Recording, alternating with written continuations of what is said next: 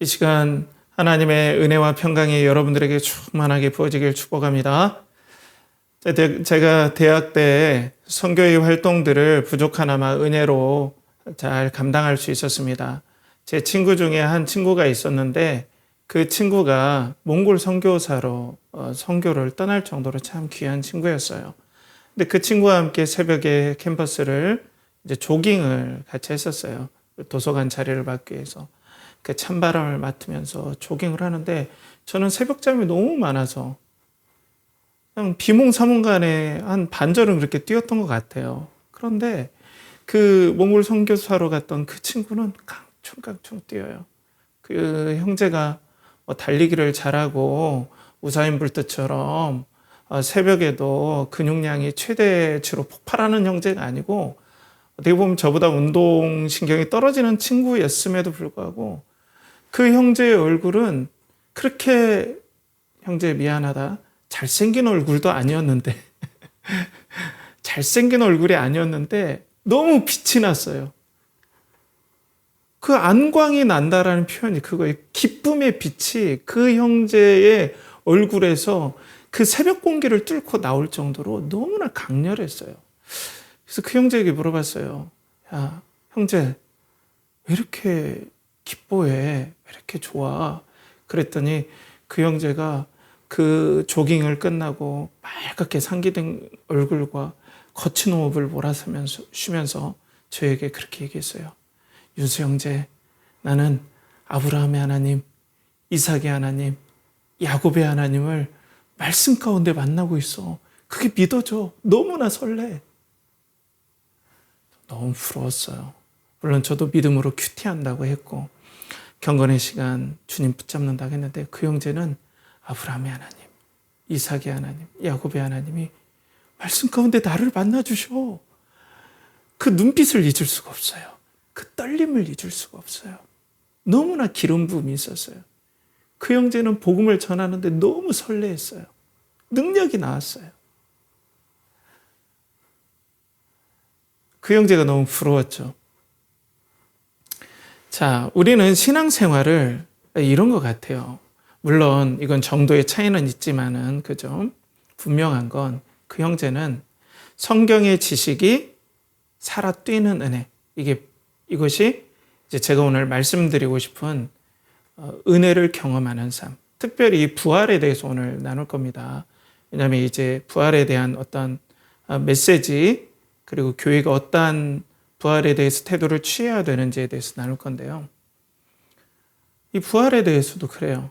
그냥 우리는 제가 사역할 때 목사님 부활의 은혜가 저를 감싸고 이 부활의 은혜 때문에 저에게 소망이 넘쳐요. 목사님 이 고난을 뛰어넘을 은혜가 있어요. 저는 주님의 그 부활하신 손이 직접 이 피부로 만지지 못해도 내 영혼의 피부로 우리 주님의 못자국 난 그 구멍 난 나를 위해서 저주받고 나를 위해서 심판받은 그 아픔이 느껴져요. 저는 이것이 소망입니다. 이 주님이 나의 고난 가운데 이 부활하신 주님이 저와 함께 있는 게 믿어져요. 이렇게 고백하는 성도는 한 번도 못 만나봤어요. 제가 감히 얘기하는데. 물론 은사를 경험했거나 신비한 일을 체험할 수도 있어요. 그런데 이 부활의 영광 때문에 너무나 기쁘다. 이 부활의 영광이 믿음으로 경험되어진다. 내 안에서 살아뛴다라는 성도를 제가 별로 만나본 성도가 없어서 그런지 몰라도 그렇지만 저는 초대형 교회, 대형 교회들 이런 데서 수천 명이 넘는 성도들을 목양을 해봤고 또 교구 사역들을 해봤지 않겠습니까? 그런데 제 기억으로는 그런 성도들을 거의 만나보지 못했어요. 이게 너무나 제가 좀 안타까운 부분이에요. 자, 이 시간 우리가 지금 교리에 대해서 나누고 있죠. 우리 형제 자매에게도 나누고 있고 또 우리 가정에서도 이 교리에 대해서 나누고 또 서로 기도도 하고 그렇게 하고 있습니다. 이 시간 그 내용들이 여러분들의 영혼에 살아뛰길 축복합니다. 여러분들의 영혼에 그 교리의 지식, 성경의 그 내용 하나님께서 말씀해 주신 그 창세기부터 요한계시록까지 그 은혜의 내용들이 성령께서 생기를 불어넣어 주시듯이 살아 뛰고 내 안에 영혼으로 경험되는 은혜들이 여러분들의 영혼에 경험되어지길 간절히 축복해요. 자, 그래서 영적 감정을 분별하라라는 조나단 에드워즈 목사님이 이런 종류의 제가 말씀드린 영적인 경험, 진정한 살아있는 영적 지식은 무엇인가 라는 것에 대해서 잘 설명해서 여러분들께 한번 소개를 해드릴게요. 거기에 이렇게 나옵니다. 교리적인 지식과 영적 지식에는 커다란 차이가 있다. 영적 지식은 꿀의 달콤함을 직접 맛본 자와 같다. 단지 꿀을 눈으로 보고 손으로 만져보기만 한 사람이 어찌 그 꿀을 맛본 사람과 같을 수 있겠는가? 그러니까 눈으로 꿀을 본 거하고 그걸 회에다가 찍어서 그 달콤함을 내가 지식과 함께 실체를 경험한 거하고는 이건 차원이 다르다. 구원의 지식도 이와 같다라고 이분은 이렇게 연결하고 있어요. 그러니까 부활의 달콤함, 하나님의 달콤하심, 하나님의 의로우심, 거룩하심이 그냥 머릿속에 빙빙빙 도는 것이 아니라 성도들은 어때요? 영혼의 감각으로, 영혼의 달콤함으로, 영혼의 감미로움으로 그 하나님께서 나의 기도를 듣고 계시고 그 성령께서 내 영혼에 임재하신다라는 그 사실, 그 하늘과 땅이 맞닿는 그 지성소가 내 영혼 가운데 너희가 하나님의 성전인 것과 하나님의 성령이 너희 안에 거하시는 것을 알지 못하느냐 하신 그 말씀이 내 안에 뜨거움으로 감각되어지고 느껴지는 역사들이 이게 구원받은 성도들의 특징이다. 말씀이 살아뛴다. 정도의 차이는 있겠지만 질적인 차이는 똑같다라는, 질적인 어떤 동일함은 똑같다라는 거죠. 그 밀도는, 감각의 차이는 조금 차이가 있을지 몰라도 찍어 먹은 건 동일하다. 꿀의 달콤함처럼 하나님의 달콤함과 하나님의 신성의 하나님 되심의 감미로움이 성도들의 영혼에 체험되어지는 거다. 이게 진짜 영적인 지식이고 믿음의 지식이다. 그러면 사랑하는 성도 여러분, 여러분들에게 지금 부활에 대해서 제가 나눠보려고 해요. 미리 주제를 좀 꺼냈어요. 여러분들에게 그 부활은 얼마나 감미롭습니까? 얼마나 여러분들의 영혼을 뜨겁게 합니까? 부활하신 우리 구주를 생각할 때 죄를 승리하시고 또 승천하신 예수 그리스도의 그 구름 사이로 예수 그리스도가 승천하는 모습이 내 눈으로서는 보지 못해도 믿음의 눈으로 그게 보이고 예수 그리스도께서 왕으로 다스리심이 지금 이 예배 가운데 내가 인정되어지고 느껴짐이 여러분들 얼마나 여러분들 체험되어지고 있습니까? 자, 오늘 말씀은 이제 지난주에는 성도들이 이제 12 제자와 그리고 예수의 모친 마리아 그리고 여인들 그리고 예수님의 육신의 형제들과 함께 다락방에 모여서 120명이 열심히 기도에 집중하더라. 이런 모습으로 우리가 이렇게 나눴잖아요. 오늘 말씀은 기도하다가 사도 베드로가 이제 벌떡 일어나요. 뭔가 성령께서, 물론 성령이 영원히 임재하시지는 않았지만 그때는 성도에게, 사람에게 영원히 성령이 임재하시는 그 사건의 첫 사건이 이제 다음 주에 나눌 오순절 성령 강림인데, 그래도 성령님께서 우리 영혼에 영원히 내주하시지는 않을지라도 감동은 하시거든요. 이제 나중에 그런 부분도 조금씩 다루겠지만, 그런데 막 열심히 기도하니까 성령께서 베드로 사도를 감동하셨어요. 그리고 뭔가 성령이 임하기 전에 교회가 준비돼야 돼. 이제 교회가 탄생되는데 이 교회의 특징적인 부분에 대해서 이 사도 베드로를 감동하시면서 메시지가 나와요. 자, 오늘 말씀이 좀 긴데 저는 일부러 좀 다 읽어보고 싶어요. 제가 봉독해드리고 싶어요. 자, 오늘 본문 16절에서 20절까지 말씀을 쭉쭉 봉독하면서 제가 말씀을 좀 드려볼게요. 자, 이 말씀이 이렇게 나옵니다. 형제들아, 성령이 다윗의 입을 통하여 예수 잡는 자들의 길잡이가 된 유다, 이 가룟 유다를 가리키죠. 유다를 가리켜 미리 말씀하신 성경이 응하였으니 마땅하도다. 이 사람은 본래 우리 수 가운데, 그러니까 12제자의 수를 얘기합니다. 우리 수 가운데 참여하여 이 직무의 한 부분을 맡았던 자라. 자, 성도 여러분, 직무에 대해서 얘기가 나와요. 그러니까 12사도가 마땅히 행해야 될 임무, 미션을 얘기를 하는 거예요. 이 직무는. 그 직무를 가룟 유다가 맡았었는데 가룟 유다가 이것을 버리고 예수님을 부인하고 죽게 되었다. 이런 내용으로 가는 거예요. 자, 16절 또 말씀 계속 이어서 봉독해 드리겠습니다. 이 사람이 불의의 싹스로 밭을 사고 후에 봄이 곤두박질하여 배가 터져 창자가 다 흘러나온지라. 그러니까 비참하게 죽었다는 뜻이죠. 자, 이 일이 예루살렘에 사는 모든 사람에게 알려져 그들의 말로는 그 밭을 아겔다마라 하니 이는 피밭이라. 이는 피밭이라는 뜻이라. 시편에 기록되었을 때 그의 거처를 황폐하게 하시며 거기 거하는 자가 없게 하소서 하였고 또 일렀을 때 그의 직분을 타인에게 취하게 하소서 하였도다. 그러니까 오늘 사도 베드로는 지금 가룟 유다가 12제자로서 사도로서의 직무 그리고 직분을 버렸다면서 이걸 계속해서 강조해요. 그러니까 지금 성령이 임하기 전 120여 명이 있는 그 다락방에서 벌떡 일어나서 사도 베드로가 성령의 충만함으로, 그러니까 아직까지는 성령께서 영원히 내주하신 건 아니에요. 그렇지만 성령의 감동으로 말씀을 하셨던 것 같아요. 그러면서 가룟 유다 얘기를 하는데 이 가룟 유다가 하나님께서 주신 미션, 직분, 직무를 버렸다면서 성경은 계속해서 직무가 뭐지? 그러면 12사도의 직무가 뭐지? 라는 것에 계속해서 우리의 시야를 계속해서 옮겨가게 하시는 거죠. 말씀이. 자, 그러면서 이 직무의 내용에 대해서 나와요. 그게 21절, 22절이에요.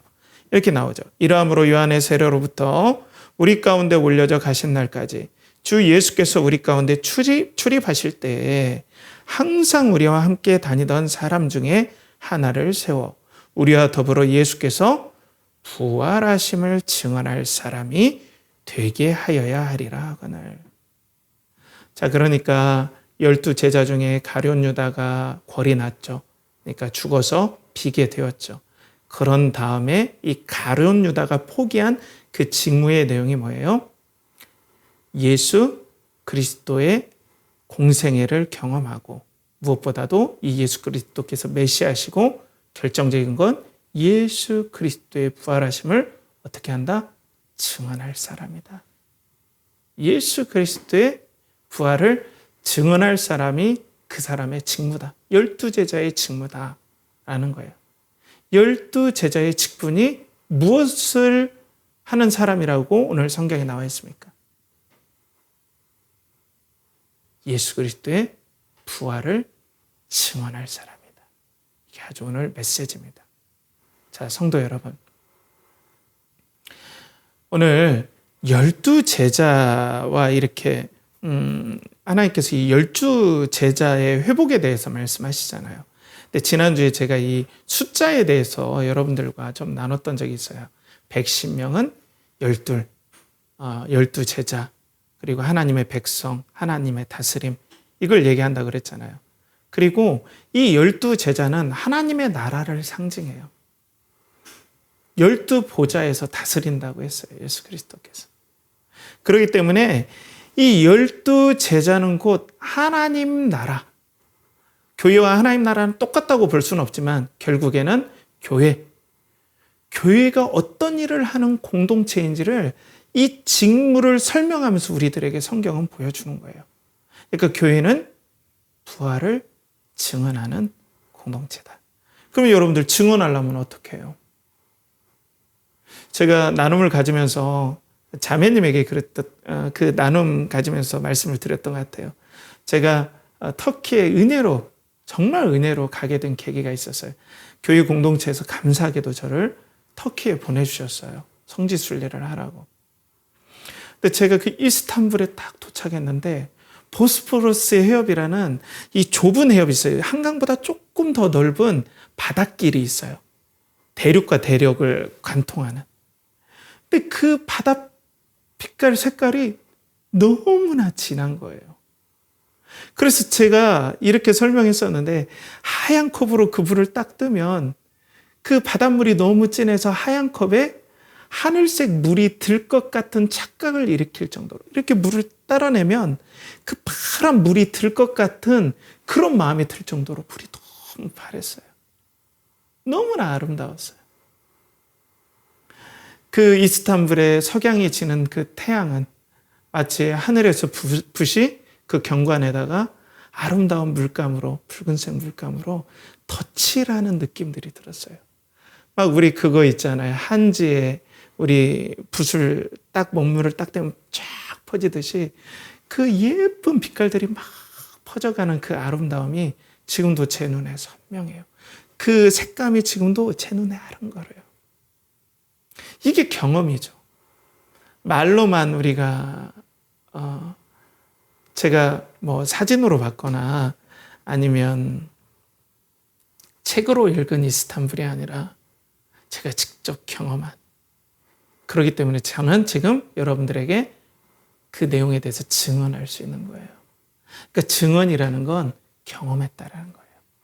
예수 그리스도의 부활을 경험하고 그 감격을 경험하고 예수 그리스도의 부활하심을 보게 되고, 그렇기 때문에 교회를 대표하는 사도들은 그 부활을 증언하는 사람들이에요. 그리고 교회는 어때요? 사도들의 증언을 듣고 그 부활을 생생하게 경험하는 사람들이에요. 후에 나오겠지만 성령께서 교회에 임했을 때 믿는 자들, 그 성도들은 그 사도들이 증언해준 그 증언을 통해서 성령의 살아뛰게 하시는 그 은혜들을 통해서 내 눈으로는 보지 못했지만 사도들의 증언과 성경 말씀을 통해서 내 눈에 선명히 보이는 거예요. 아브라함의 하나님, 이삭의 하나님, 야곱의 하나님이 내 눈에 보이지 않아도 나는 보여지는 그 은혜의 역사들이 지금 이 부활을 증언하는 사도들에게, 또 이 부활의 증언을 듣는 초대교회 성도들에게, 또 우리들에게 아주 생생하게 경험되어지는 거예요. 그러니까 교회는 부활을 경험한 사람들의 공동체예요. 부활을 머리로 알고 지식적으로 아는 게 아니라 생생하게 믿음으로 경험한 사람들의 공동체가 바로 교회다라는 겁니다. 여러분, 교회는 부활에 대해서 아는 공동체도 아니고, 그리고 또 예수님이 승천했다라는 걸 머리로 아는 게 아니라 이것이 내 영혼에 생생하게 체화되어지고 그걸 증언할 수 있는 그런 공동체가 바로 교회라는 거예요. 이런 공동체의 예배에 감격이 나오는 거죠. 이 시간 우리가 인터넷으로 예배드리지만 간절히 바라고 원하는 것은 우리가 나누는 나눔에서 하나님에 대한 나눔의 지식에 성령께서 기름 부어주셔서 여러분들의 영혼이 아브라함의 하나님, 이삭의 하나님, 야곱의 하나님, 부활 승천하신 예수 그리스도, 지금 우리 눈에 보이지는 않지만은 우리 믿음의 눈으로 보여서 우리 예배 가운데 왕으로서 임재해 계시고 부활하신 주님이 우리의 눈을 감아도, 우리의 눈을 떠도 예수 그리스도의 그 못자국이 손에 만져지고 주 예수 그리스도의 나라가 이 땅에 임한 사실이 내 영혼을 막 감동케 하고 내 영혼의 소망이 되게 하고 그걸 묵상하면 나에게 힘이 되게 하는 것이 바로 이게 구원의 은혜고 부활의 은혜를 믿는 은혜예요. 이런 은혜가 우리 연결하는 교회에 충만하고 우리 한국 교회에 충만하고 이 땅에 있는 세계에 있는 공동체에 충만하게 임하길 축복합니다. 하나님께서 이런 은혜를 하나님께 사랑하시는 공동체에게 허락하신다는 거죠. 그런데 여러분, 정말 안타깝게도 저는 앞전에도 제가 말씀드렸지만 부활의 은혜를 정말 소원하면서 지금 한국 사회가 저는 너무 독특해요. 여러분 너무 수고 많습니다. 우리 형제 자매, 그리고 우리 초등학생, 중고등학생, 고등학생, 우리 성도님들 너무 수고 많습니다. 한국 사회가 지금 독특하긴 독특하고요. 너무나 힘든 사회예요. 초고속 스피드의 성장을 이뤄냈지만 우리 가운데 엄청난 정서의 중요한 부분들이 다 증발돼 버렸어요. 너무나 빨리 달렸기 때문에 그 정서들이 빠른 속도로 다 증발돼 버렸어요. 사람들의 마음이 황폐해졌어요. 기댈 것이 없으니까 그냥 각자 도생. 내가 나를 챙겨야 된다. 가족 간에도 그렇고. 그러니까 더 개인주의 문화가 팽배해질 수밖에 없는 환경으로 막 가는 그런 것들이 너무 안타깝고, 모든 사람들이 어디서 힘을 얻지 못해요. 너무 안타깝습니다. 그런데 정말 안타까운 건 교회도 이런 성장의 문화에 함몰되긴 했다는 게, 제가 이런 말씀드리긴 너무 송구하지만 인정할 수밖에 없는 부분이에요. 교회를 비판한다고 보면 저는 어쩔 수 없습니다. 너무 아픈 마음으로 말씀드리지만 그건 사실인 것 같아요. 특별히 우리는 예수 그리스도를 믿음으로 말미암아 구원 얻는다라는 이 복된 소식을 우리는 알고 있지만, 그 믿음이라는 그 밀도, 믿음이라는 무게감을 느끼기도 전에 우리는 그냥 너 믿는 거야 라고 빨리 지나간 게 엄청 많아요. 그런데 여러분, 예수 그리스도를 믿는 고백은 그냥 나 믿어요 하면 끝. 그래서 당신 저 예수님 믿어요 라고 이렇게 전도 축제라든지 대부흥이라든지 대각성 전도 집회라든지 이런 데 가서 저 믿어요 하면 당신 예수님 믿습니다 하면서 많은 경우 꽃을 줘요. 저도 그런 교회 많이 있었어요. 꽃을 주고 당신 이제 믿었으니까 등록하세요. 등록하면 5주간 세가족 교육 받고 당신은 성도입니다. 그리고 이렇게 그런 것들을 이런 내가 이 믿음의 지식들을 생생하게 체험하고 이 사람에게 믿음의 증거가 일어나는지에 대해서 이런 것들을 차근차근 나눔을 가지고 확인해 가지고 당신이 믿음이 있군요 라고 교회가 그것들을 케어해 드리고 섬겨 드려야 되는데, 교회가 그냥 또 제가 너무나 막 달리는 것 같은데 그게 안타까운 부분이에요. 그래서 18세기에 이런 이단들이 있었어요. 마틴 로이 존스 목사님의 로마서 강의에 이런 내용들이 나와요. 제가 소개해 드릴게요. 여러분들은 소위 산데마니아주의라는 이단이 18세기 교회를 괴롭혔다는 것을 들은 적이 있을 겁니다.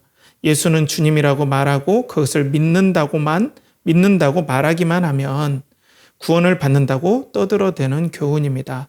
그러나 어떤 것들을 믿는다고 말한다고 해서 반드시 신앙은 아닙니다. 믿음은 확신이라는 또 다른 요소를 포함하고 있는 것입니다. 완전히 설복되어 확신하는 것입니다. 그러니까 그 예수 그리스도의 십자가와 부활과 그리고 승천하심이 나에게 설복되어지는 거예요.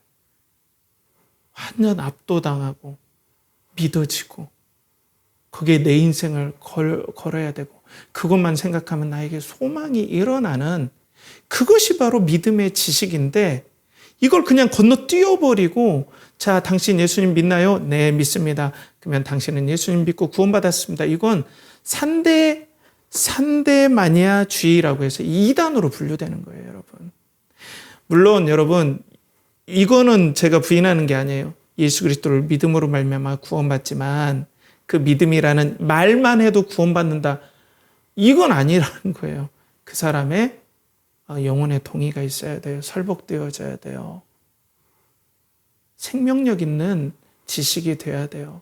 아까 얘기했듯이 그 하나님의 승천하심, 십자가의 죽으심이 설복되어지는 거예요.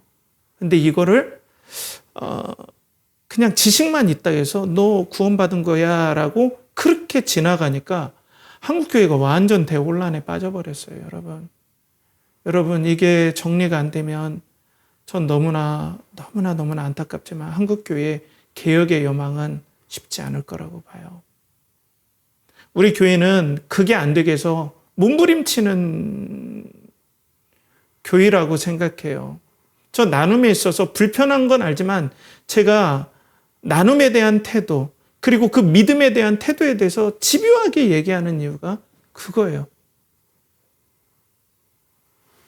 저는 그냥 교회 다녔고 우리 교회 등록했으니까 당신 구원받았어요 라고 하고 싶지 않아요. 전 제가 확인하기를 원해요. 저는 공동체에서 나눔 가운데 확인하기를 원해요. 저희 자녀들도 그래요. 그렇기 때문에 예수 그리스도의 부활을 생생하게 경험하는 공동체가 교회다. 왜? 12사도, 성령이 임하기 전에 12사도의 골란 부분을 딱 채우고 교회라는 모습의 정의를 딱 채우는데 그 교회의 대표자가 부활을 증언한 사람이다. 생생하게 경험한 사람이다. 교회는 그런 공동체라고 못을 사도행전은 박아놓습니다. 여러분들에게 예수 그리스도의 이 놀라운 은혜가, 하나님의 놀라운 교리, 그리고 하나님의 놀라운 그 탁월하신 속성들이 여러분들의 영혼에 감미롭게 와 닿길 이 시간 간절히 축복합니다. 이 시간 예배 가운데 비록 인터넷의 제한적인 환경 가운데 드리지만 그 은혜가 여러분들에게 부어지길 간절히 축복합니다. 자, 그리고 계속 연장선이지만 이 지식을 가지고 있는 것이 구원이라고 혼동해요. 나 그거 알고 있는데 이걸 지식을 구원으로 혼동하는 경우예요. 제가 그랬어요. 나 교회 다녔고 이거 다 아는 내용인데 제가 내비게이터 형제들한테 복음을 들을 때 아주 교만하게 다 아는 내용인데 내가 이렇게 생각했었어요. 알긴 다 아는데 그것이 나에게 설복되어지고 내 인생의 소망이 되어지고 그것이 나의 목표가 되어지는 것인데 그것이 바로미터가 아니라 다른 것으로 측정하고 있었다는 거예요, 제가. 자, 그래서 영적 감정을 분별하라에서 조나단 에드워즈 목사님이 이렇게 얘기를 하는데 좀 길어요. 그런데 좀 제가 여러분들에게 소개해 드릴게요. 거룩함의 아름다움을 보지 못하는 한 우리의 죄의 더러움에 매여 있을 것이다. 그래서 성경이 미워하고 저주하는 죄에 대해서도 이해하지 못할 것이다. 이뿐만 아니라 성경이 말하는 죄 많은 인간의 모습이나 타락에 대해서도 이해하지 못할 것이다. 성령이 거룩의 달콤함과 죄의 쓴맛을 음미할 수 있는 미각을 허락할 때야 비로소 인간은 자신의 절망적인 부족함을 보고 느낄 수 있다. 이것만이 성경이 말하는 타락한 인간의 모습과 구세주의 필요성, 그리고 인간의 마음을 소생시키고 변화시킬 수 있는 하나님의 능력을 확신하고 믿게 만든다. 여러분, 그러니까 우리가 복음에 대한 지식, 죄에 대한 교리, 그리고 하나님에 대한 교리를 우리가 배웠을 때 성령께서 우리에게 은혜를 부어주셔야 영적인 미각이 살아라. 이걸 다른 말로 영적인 감각, 영적인 생명이 부어져서 그걸 우리가 음미할 수 있다는 거예요. 실질적으로 설복당하고 느낄 수 있는데 우리는 구원을 혼동해요. 그 지식을 안다는 곳에서 구원을 가지고 있다고 생각해요. 근데 그건 구원이 아니라 여러분들 마음속에 이게 설복되어지는가가 바로 구원의 바로미터라는 거예요. 시금석이라는 거예요. 어떤 사람은 나의 열심에 대해서 구원의 바로미터도 삼을 수 있어요. 어떤 사람은 나의 열정, 헌신도 그래요. 어떤 사람은 그 사람 자체가 열정적인 사람이 있어요. 파이팅 있는 극이라고 하죠. 그런 사람이 있어요. 그걸로 내 구원을 측정할 수 없어요. 내가 알아요.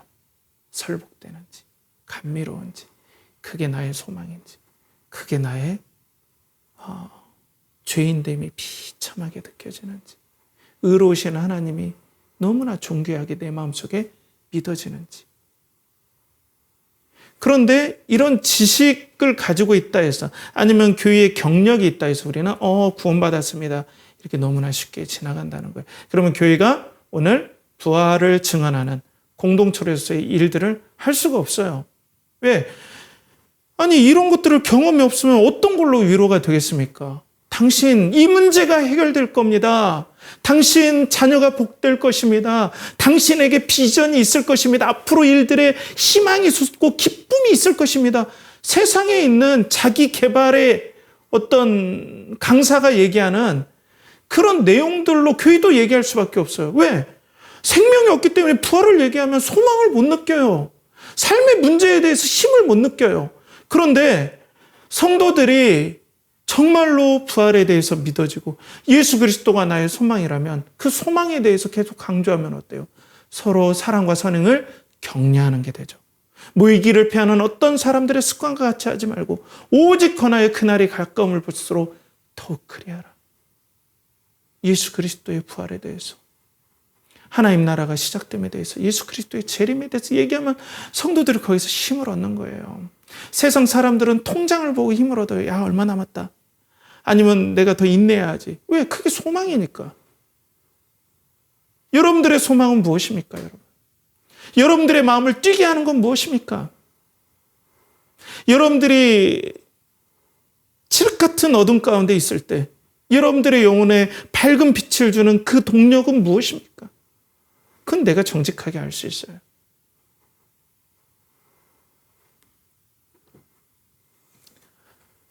사랑하는 성도 여러분, 그러면 우리들에게 하나님께서는 어떻게 이 영혼의 감각, 이 부활을 생생하게 체험하게 해주시고 거룩하신 하나님, 그리고 의로우신 하나님, 그 하나님 앞에 내가 다가서려고 할 때 그 시내산에서 그 엄청난 연기와 불꽃이 내게 느껴지고, 또 생명나무 근처에 우리가 가려고 할 때 화염검이 돌아서 나는 죽을 수밖에 없다라는 그 두려움이 내게 느껴지고, 그 영원한 사망이 내게, 그 영원한 지옥의 유황의 불길의 냄새들이, 물론 경험이 다 다를 수는 있지만, 그래서 정말 예수 그리스도가 아니면 나를 살 수밖에 없다라는 그들이 설복되는 은혜들을 하나님께서 어떻게 이끌어 가겠습니까?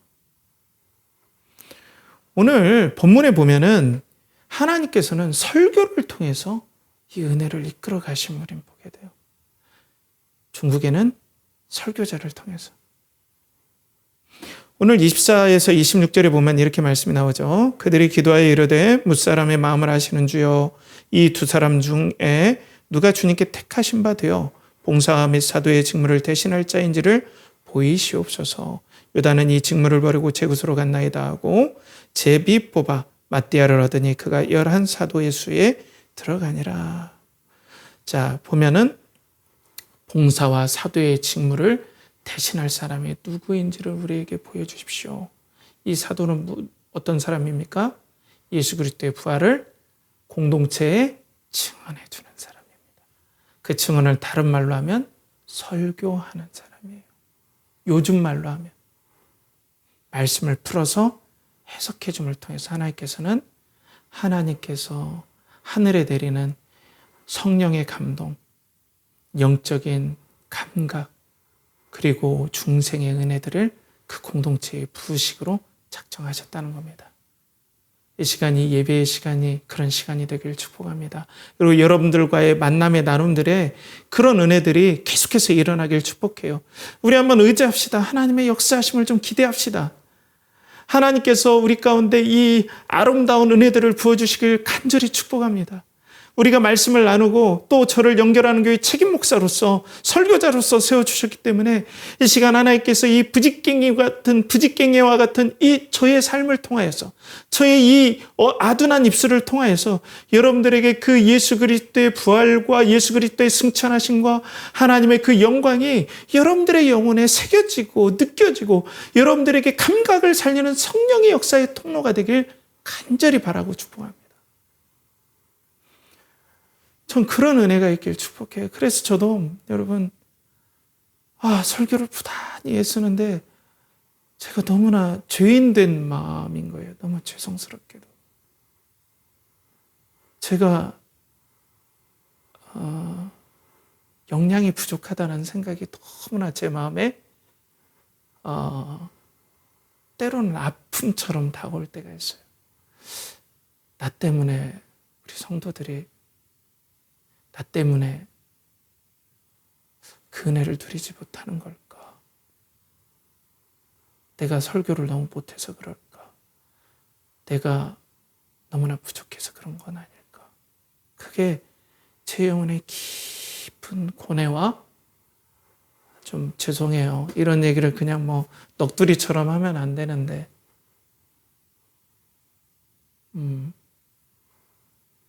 좀 그런 마음이 있습니다. 그렇지만 여러분, 저도 여러분을 위해서 기도하고 최선을 다하겠습니다. 그리고 그렇게 쓰임받기를 소망합니다. 또 하나님께서는 상황을 직면하게 하셔서 하나님에 대해서 갈증을 느끼게 해요. 이것도 하나님의 섭리하심이죠. 그러니까 제가 이 적용을 감히 어떻게 말씀드리기는 하나님의 너무 섭리적인 측면이 강하고 구원은 하나님의 주권이잖아요. 때문에 내가 이렇다 저렇다 감히 얘기할 수 있는 부분이 너무 좁아서 그렇지만 저의 경험을 감히 빗대어 본다면 고난도 어려움도 하나님께서 여러분들에게 다가가는 인격적으로 또 여러분들의 영혼의 감각을 되살리는 하나의 통로로 사용하신다는 거죠. 저는 여러분들의 좀 나눌 때가 있었지만 저는 목자의 목도 생각하지 않았던 사람입니다. 일반 대학원에 다녔고 그리고 학사장교로 대학원을 이제 휴학하고 군복무를 하고 끝나면 대학원에 가서 학위를 어떻게 해야 될까, 직장 취업은 어떻게 할까, 그것으로 가득 잡고 취업이 된다면 혹 괜찮다면 선교단체에 조금이라도 물질적인 헌신이 있었으면 좋겠다. 이 정도였지 저는 목사가 되는 사람은 태어날 때 뭐 별이라도 붙이고 나오는 줄 알았어요. 그 정도로 하나님의 특별한 섭리가 어렸을 때부터 보이는 사람인데 저는 저희 어머니도 그렇고 전혀 거기서 기도해 본 적이 없어요. 그런데 저의 삶 가운데 군생활 동안에도 그렇고 말할 수 없는, 형언할 수 없는 어려움과 고통을 경험했습니다. 그때 제가 군 교회에서 하나님께 기도드릴 때 이렇게 말씀드렸어요. 하나님 당신은 누구이십니까? 지금까지 내가 알아왔던 하나님, 저는 하나님을 잘 모르는 것 같습니다. 하나님 누구십니까? 이때부터 하나님께서는 지금까지 저의 삶을 이렇게 인도해 오셨습니다. 하나님, 마음과 목숨과 뜻과 힘을 다하여 하나님을 사랑하기를 원합니다.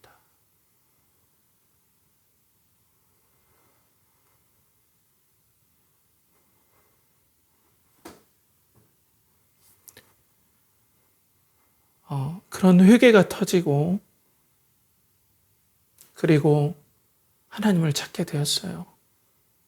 우리의 삶을 너무나 그 간단한 시간과 고백을 통해서 이 엄청난 일들을 이루신 하나님을 우리가 마치 인스턴트식으로 다가갈 수도 없습니다.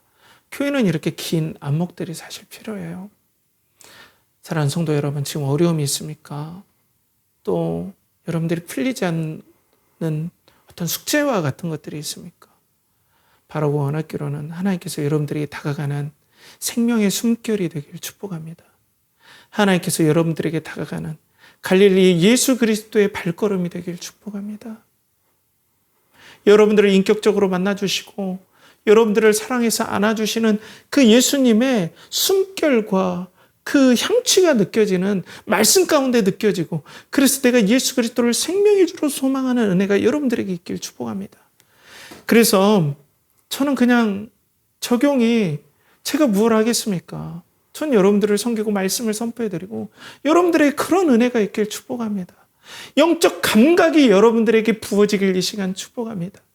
영적인 생명의 감각이 여러분들에게 부어지길 축복합니다. 성경의 그 텍스트가 살아 뛰는 역사가 여러분들에게 일어나길 축복합니다. 마른 뼈에서 예수 그리스도께서 그 마른 뼈에서 마른 뼈야 일어나라, 마른 뼈에 생기야 들어가라 라고 말씀하셨던 그 선포가 이 시간 성령님을 통하여서 여러분들에게 선포되길 간절히 축복합니다. 그리고 부활을 경험하기를 그 성령께서 우리에게 감동하시길 기도해야 돼요. 기도하면 기계적으로 그런 게 아니라 예수님께서 약속하신 걸 우리가 의지합시다. 자, 누가복음 11장 13절 이 말씀을 읽고 말씀을 마치도록 하겠습니다. 그 말씀에 너희가 악할지라도 좋은 것을 자식에게 줄 알거든 하물며 너희 하늘 아버지께서 구하는 자에게 성령을 주시지 않겠느냐 하시니라. 우리가 성령 세례에 대해서 나중에 배우겠지만 사랑하는 성도 여러분, 우리 성령의 감동을 구합시다. 말씀이 뛰는 성령의 감동으로 우리가 아는 모든 성경 지식들이 살아나서 우리의 공동체가 부활을 경험하는 공동체, 부활이 소망이 되는 공동체, 부활을 통해 예수 그리스도에서 왕되심이 생명처럼 아주 생생하게 느껴지는 그런 공동체가 되어서 우리가 그리스도를 동경하고 사랑하는데 우리가 하나 되고 격려하는 그런 은혜의 삶이 되길 이 시간 간절히 축복합니다. 함께 기도하겠습니다. 하나님 아버지, 오늘도 부활을 생생하게 경험하는 공동체에 대해서 나눴습니다. 성령께서 이 시간 우리 성도들의 영혼과 그리고 생각과 지식에 기름 부어주셔서 그 텍스트를 알았던 모든 딱딱했던 그 모든 것들에 마른 뼈에 생기가 임하듯 그 텍스트들이 생기를 잇고 큰 군대를 이루는, 그리고 하나님의 영광을 이루는 것들을 보게 하여 주시옵소서. 이를 간절히 바라옵고 나며 이제는 우리 주 예수 그리스도의 은혜와 하나님의 극진하신 사랑과 성령의 내주 교통하심이 오늘도 부활을 경험하고 하나님을 인격적으로 경험하며 설복당하여서 예수 그리스도의 그 복음의 지식이 생명처럼 뛰어 이 땅의 모든 소망을 그리스도에게 두고자 하는 사랑하는 연결하는 교회 성도들의 영혼과 가정과 직장과 사업체와 그들의 모든 하는 일 위에, 그리고 드린 모든 것 위에 이제부터 영원토록 함께 하시기를 간절히 축원하옵나이다. 아멘.